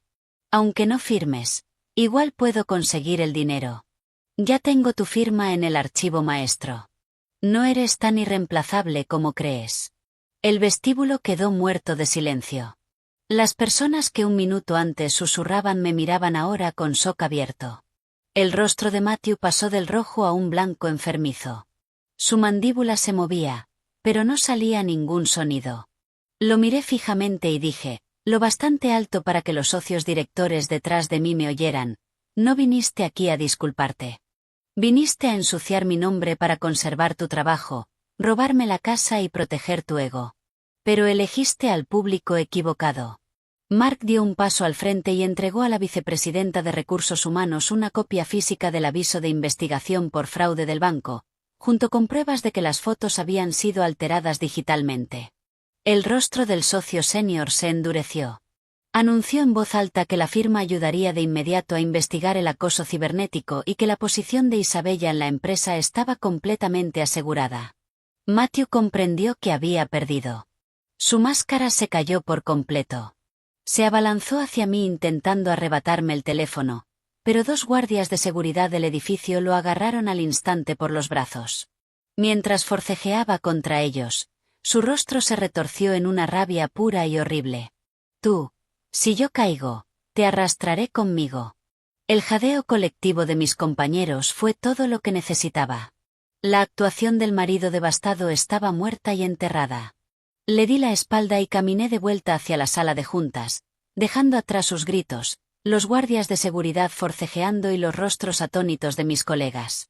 Por primera vez desde que empezó esta pesadilla, me sentí intocable. La persona desenmascarada en público aquel día no fui yo. Fue él.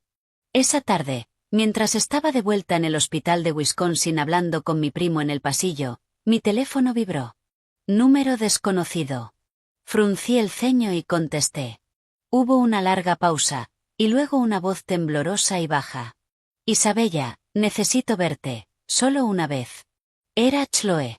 Apenas unas horas antes, ella estaba sentada junto a él mientras intentaba destruir mi vida.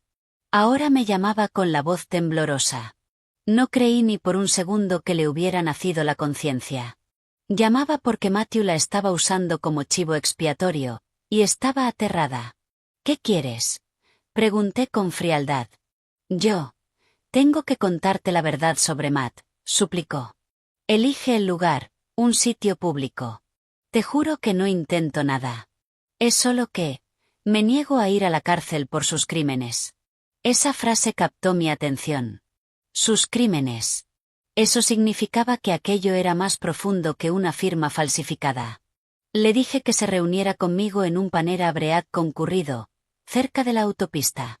Le escribí a Lucy, que respondió de inmediato, voy contigo. Me sentaré 2 mesas más allá. Mark también me dio luz verde. Escucha, pero no prometas nada, y hagas lo que hagas, no sientas lástima por ella. Chloe llegó 10 minutos tarde. Bastó una mirada para saber que estaba en un estado de pánico absoluto. La chica arrogante y perfectamente arreglada que llevaba mi pijama había desaparecido. Tenía el pelo grasiento, ojeras oscuras y se arrancaba violentamente los pellejos de los dedos. Se sentó frente a mí, con las manos temblándole tanto que derramó el agua. Matt le dijo al banco que lo del préstamo fue idea mía. Soltó de inmediato. Dijo que yo preparé todos los documentos falsificados. No parpadeé. ¿Y esperas que crea que eres una víctima? La pregunta la atravesó de lleno. Se le llenaron los ojos de lágrimas, pero metió la mano en el bolso y sacó un iPhone antiguo con la pantalla agrietada. Lo deslizó sobre la mesa. Sé que me odias, pero tengo pruebas. Desbloqueé la pantalla. Estaba abierta en una conversación de WhatsApp. No eran mensajes románticos. Era una operación perfectamente coordinada. Matt, mantén el número desechable fuera de tu Wi-Fi principal. Matt, ya te envié los contactos de recursos humanos. Solo crea una cuenta de Proton Mail y manda el manifiesto. Matt, asegúrate de que el Photoshop de esas fotos del coche quede limpio. Difumina el fondo. Seguí deslizando. Era un manual paso a paso sobre cómo destruir mi vida. Pero lo que me heló la sangre fue un mensaje de audio. Pulsé reproducir. La voz de Matthew sonó fría y casual. Deja que siga pagando la hipoteca unos meses más. Cuando su padre empeore y ella esté fuera de la ciudad, damos el golpe. Le mandamos sus cosas por mensajero, cambiamos las cerraduras.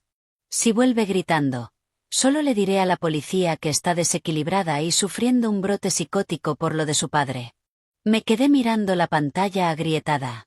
La maleta no había sido solo cruel, había sido un arma psicológica calculada. Chloe lloraba en silencio, secándose la cara con una servilleta. Pensé que me quería. Me prometió que nos casaríamos, que pondría la casa a mi nombre. Me dijo que tú estabas completamente loca, que llevaba años sin quererte. La miré con puro asco. Eres idiota. Un hombre capaz de falsificar documentos para robarle a su esposa también es perfectamente capaz de echar a su amante a los lobos para salvarse. Chloe bajó la cabeza, luego volvió a mirarme y soltó la verdadera bomba. Matt debe dinero, mucho dinero. A prestamistas peligrosos, a corredores de apuestas deportivas de la ciudad. Lo han estado amenazando. Por eso necesitaba el dinero del préstamo hipotecario tan rápido. Me dijo que, si firmabas los papeles del divorcio y asumías la mitad de la deuda, podría pagarles y quedar libre. Se me secó la garganta. ¿Cuánto? No sé la cifra exacta, susurró. Pero es enorme. Han aparecido hombres en su oficina. Dijo que, si peleabas el divorcio, los prestamistas irían igualmente a por la casa. Me quedé en silencio, aturdida. Si me hubiera derrumbado, si simplemente hubiera firmado los papeles para escapar del dolor, no solo habría perdido mi matrimonio y mi hogar. Habría quedado legalmente atada a deudas de juego del bajo mundo. El abismo al que intentó arrojarme era tan profundo que me dio vértigo. Chloe acercó más el teléfono hacia mí. Llévatelo. Las fotos, los audios, todo está ahí. Solo te pido una cosa. Cuando la policía pregunte, diles que cooperé. La miré fijamente. La mujer que había dormido en mi cama y usado mi ropa ahora me suplicaba clemencia. No sentí ninguna lástima. Cogí el teléfono, lo dejé caer en mi bolso y me levanté. Que vayas a prisión o no depende del fiscal del distrito, dije, con la voz vacía de emoción. No soy sacerdote. No concedo absoluciones. Salí del panera, dejándola llorando entre sus manos. El sol se estaba poniendo, proyectando largas sombras oscuras sobre el aparcamiento. Tenía un arsenal absoluto de pruebas en el bolso, pero sabía que, para romper de verdad a Matthew, tenía que golpearlo donde ya no le quedaran defensas. En lugar de volver a Chicago, conduje directamente de regreso al hospital de Wisconsin. Me senté junto a la cama de mi padre, lo ayudé con el agua, le acomodé las almohadas y esperé hasta que estuviera profundamente dormido antes de salir al pasillo silencioso, iluminado por fluorescentes. Alrededor de las 9 de la noche, mi teléfono vibró. Era Patty, mi suegra. Miré la pantalla y contesté. Su voz era irreconocible. El tono amargo y arrogante había desaparecido, reemplazado por un pánico hiperventilado. ¿Dónde? ¿Dónde estás? Hospital, dije con frialdad. Voy para allá. No te vayas. Necesito preguntarte algo. 1 hora y media después, apareció al final del pasillo. Con solo verla, supe que el mundo de Matthew se había derrumbado. Llevaba pantalones de chándal y un cardigan que no combinaba, el pelo hecho un desastre y el bolso agarrado con los nudillos blancos. Parecía haber envejecido 10 años. Se desplomó en el banco de plástico frente a mí. Dime la verdad, jadeó. ¿Matthew le debe dinero a gente peligrosa? La miré. La superioridad en sus ojos había sido reemplazada por un miedo crudo y primitivo. ¿Qué pasó esta noche, Patty?, pregunté con calma. Tragó saliva con dificultad, con lágrimas acumulándose en los ojos. Después de que yo saliera de la cafetería, 3 tipos enormes con chaquetas de cuero aparecieron en la casa de Matthew. Golpearon la puerta, gritando su nombre, montando tal escándalo que los vecinos salieron. Uno de ellos tiró un montón de papeles sobre el césped delantero. ¿Pagarés? Fotos de la casa. Y una nota diciendo que, si Matthew no pagaba, tomarían la casa por la fuerza. Pensé que era una broma, dijo Patty ahogándose. Pero la nota decía que Matt les había prometido que, en cuanto obligara a su esposa a firmar los papeles, tendrían su dinero. ¿Es verdad? La miré. Cuando tú y tu hijo me estabais echando a la calle, ¿pensasteis alguna vez que los lobos aparecerían en vuestra puerta? No pudo hablar. Le temblaban los labios. El suelo se había abierto bajo sus pies. Ya no era la suegra dominante. Era una mujer comprendiendo que su hijo había llevado una pesadilla hasta su puerta. Saqué mi teléfono. No por maldad, sino porque algunas personas solo creen la verdad cuando les corta la piel. Le mostré la solicitud falsificada del préstamo hipotecario, las transferencias bancarias y los mensajes. Luego reproduje un audio del teléfono desechable de Chloe. Sonó la voz de Matthew. Mi madre se asusta fácilmente. Tiene una caja fuerte llena de joyas y monedas de oro. Si las cosas se ponen muy feas con los corredores de apuestas, vaciaré su caja fuerte.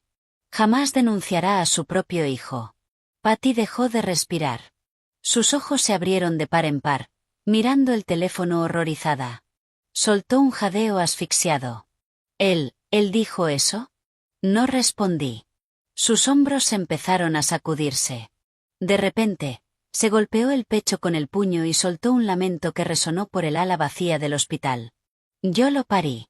Yo lo crié. ¿Y me mira como si fuera una caja fuerte? Se balanceó hacia adelante y hacia atrás, llorando sin control. La observé, sin sentir alegría, solo un vacío profundo.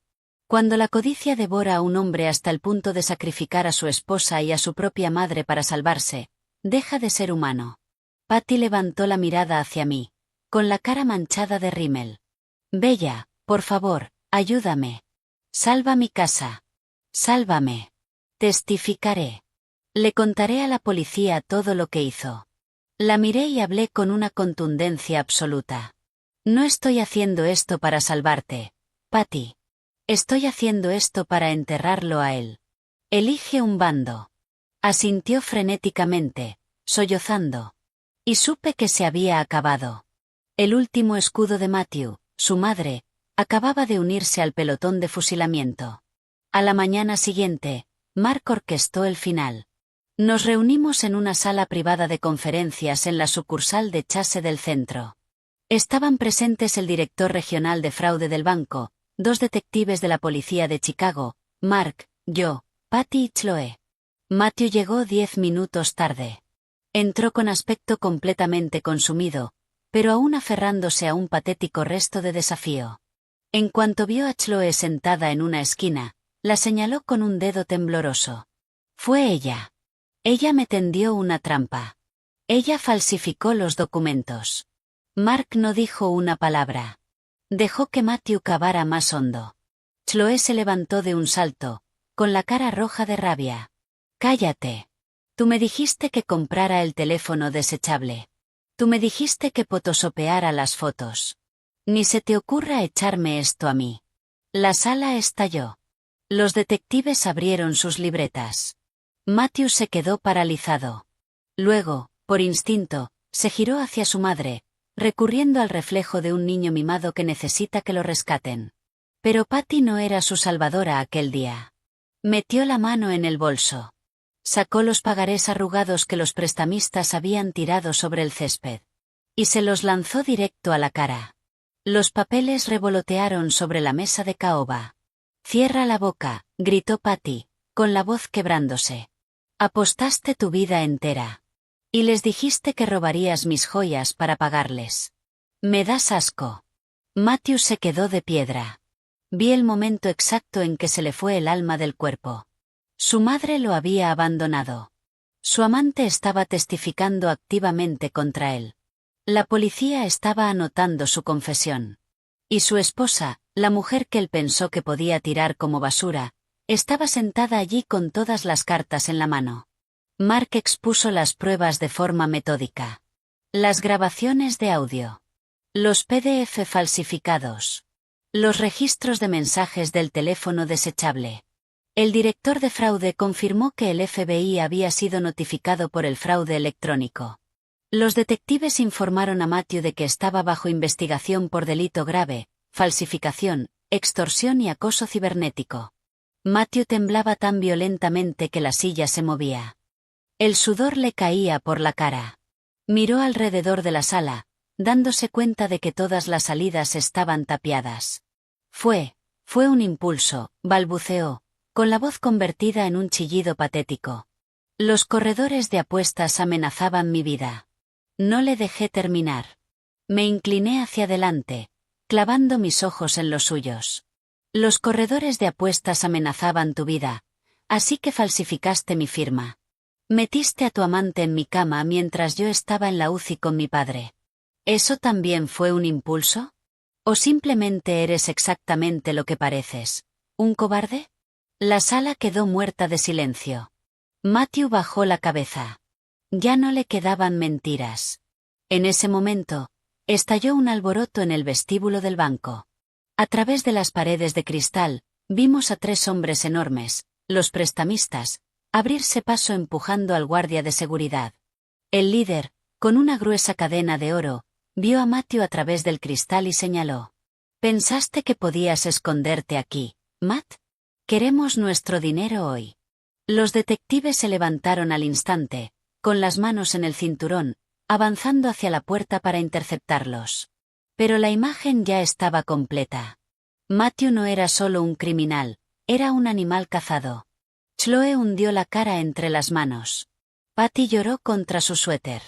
Y Matthew, totalmente roto, por fin me miró. Tenía los ojos inyectados en sangre, completamente despojados de cualquier orgullo. Bella, por favor, susurró, con la voz quebrada. Si solo les dices que no presenten cargos, puedo arreglar esto. Me levanté, me abotoné la americana y recogí mi bolso. Cuando me giré para marcharme, Matthew se lanzó desde la silla. Se desplomó en el suelo, cayendo pesadamente de rodillas justo a mis pies. Agarró el bajo de mis pantalones con ambas manos, apretando la tela con tanta fuerza que los nudillos se le pusieron blancos, aterrorizado de que, si yo cruzaba esa puerta, su vida quedara oficialmente acabada. La cagué. Te juro por Dios que la cagué. Sollozó, con lágrimas y mocos corriéndole por la cara. Por favor, Bella. No me queda nada. No me lo quites todo. La sala quedó congelada. El director del banco apartó la mirada, incómodo. El contraste era brutal. El hombre que había enviado mi ropa por mensajero como si fuera basura, con una nota que decía lárgate, ahora sollozaba de rodillas, besando el suelo que yo pisaba. Lo miré desde arriba. Recordé el pasillo frío del hospital, la respiración trabajosa de mi padre y a Chloe con mi pijama de seda. Bajé lentamente la mano y le fui quitando los dedos de mis pantalones, uno por uno. Cuando preparaste mi maleta para echarme, ¿te imaginaste alguna vez que acabarías de rodillas? Pregunté suavemente. Matthew sollozó aún más, con los hombros sacudiéndose violentamente. Por favor. Por favor. Di un paso atrás. No cometiste un error, Matt. Tomaste una decisión. Solo pensaste que yo sería demasiado débil para defenderme. Detrás de mí, Patty gritó, Bella, por favor. Fue tu marido. Ten un poco de compasión. No me giré. Mark se colocó entre Matthew y yo, con una voz como un muro de ladrillo. No vuelva a tocar a mi clienta. Toda comunicación pasará por la fiscalía. Caminé hacia la puerta. Me detuve con la mano en el tirador de cristal, no por duda, sino para clavar el último clavo. Miré por encima del hombro al hombre patético que lloraba en el suelo. No estás de rodillas porque me quieras, dije, con la voz resonando en la sala silenciosa. Estás de rodillas porque tienes miedo de perder. Y un hombre como tú merece perderlo todo. Empujé la puerta y salí a la luz del día de Chicago. El sol era cegador, pero el aire se sentía increíblemente limpio. Caminé con la espalda recta y la cabeza alta, dejando el caos atrás. Durante las semanas siguientes, todo avanzó rápido. El martillo legal cayó. Conservé la casa, las cuentas y todos los bienes que me pertenecían. La deuda y los cargos criminales fueron solo para él. Vendí la casa, empaqué mis cosas y nunca miré atrás. Mi padre se recuperó poco a poco. Una tarde, sentada en su terraza acristalada en Wisconsin, yo le estaba pelando una manzana. Él alargó la mano, tomó la mía con su agarre débil y sonrió con ternura. Mi valiente niña, susurró. Por fin despertaste. Casi lloré, no de dolor, sino por la sensación abrumadora de liberación total. Mi historia no termina con perdón, con un abrazo entre lágrimas ni con un nuevo comienzo para un matrimonio roto. Termina con una claridad fría y dura. Perdí a un marido, pero conservé mi dinero, mi honor y mi alma. Y el hombre que intentó enterrarme, la última vez que lo vi, estaba exactamente donde debía estar, de rodillas, sin absolutamente nadie que lo ayudara a levantarse.